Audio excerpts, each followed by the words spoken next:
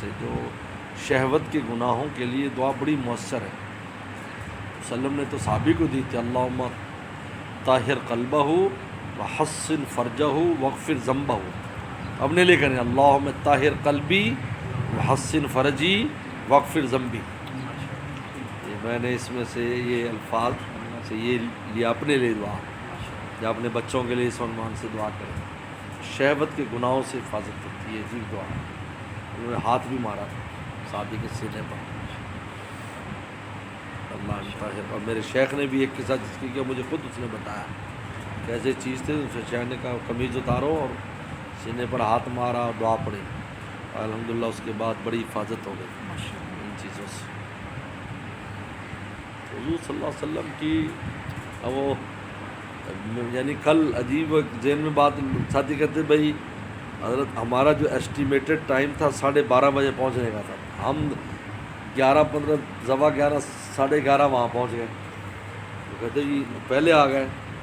تو میں نے کہا وسلم نے جو دعا تلقین سفر کی اللہم اطوی عنا بعد السفر، اللہ سفر کی دوری لپیٹ دے. تو دعا تلقین کرنا دلیل ہے کہ اس کا ظہور ہوتا ہے. ورنہ دعا کیوں تلقین کرتے؟ اگر دعا ظاہری نہ ہونی ہوتی تو آپ کیوں تلقین کرتے؟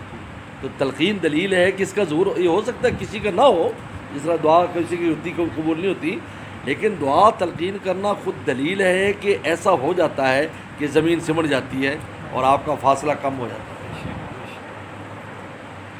دوسرا آدمی وہی فاصلہ 4 گھنٹے میں طے کرتا، آپ 3 گھنٹے میں پہنچ رہے ہیں، آپ 2 میں پہنچ رہے ہیں. کیونکہ دعا خود تلقین کی وسلم. اللہم اطوی عنا بعد السفر، اللہ سفر کی دوری کم کر دے. اس کا مطلب ہے کہ دوری کم ہوتی ہے. خود آپ نے فرمایا رات کے سفر کے بارے میں کہ زمین جو ہے نا وہ سمیٹ دی جاتی ہے رات کو، اس لیے رات کو سفر کرو. لیکن شب آخر میں نہیں. چلو شب آخر میں آرام فرماتے تھے. کہتے جہاد کا جو سفر ہوتا رات کو ہوتا تھا. کہتے زمین سمٹ جاتی ہے، جن کو پھیل جاتی ہے سمٹ جاتی ہے.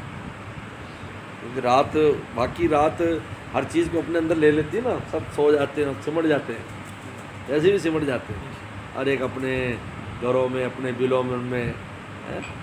اور دن ہوتا ہے تو ہر چیز سے پھیل جاتی ہے. مارکیٹ رات کو کیسی لگتی ہے اور دن کو گزرنے کی جگہ نہیں. اس طرح زمین کی جو اپنا وجود ہے یہ بھی رات کو کم ہو جاتا ہے اور سمٹ جاتا ہے اور دن کو پھیل جاتا ہے. اس لیے فرمایا رات کو سفر کرو.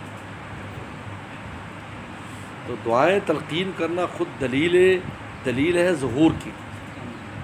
ہمارے حضرت والا تو اس پر بہت فرماتے تھے کہ قرآن میں جو دعا دی بھی ہے پڑھو، اس کا مطلب ہے کہ وہ قبول کرنا چاہتے ہیں تو مضمون دیا ہے، ورنہ مضمون ہی نہ دیتے.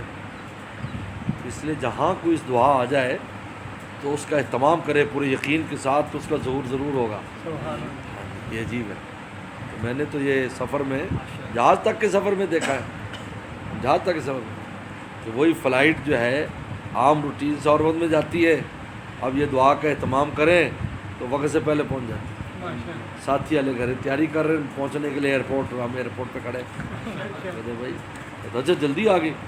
یار ایسا ہوتا تو نہیں، ہو بھی جاتا ہے بھائی، ایسا سمٹ گیا ہو. جی ہاں خیریت ہے.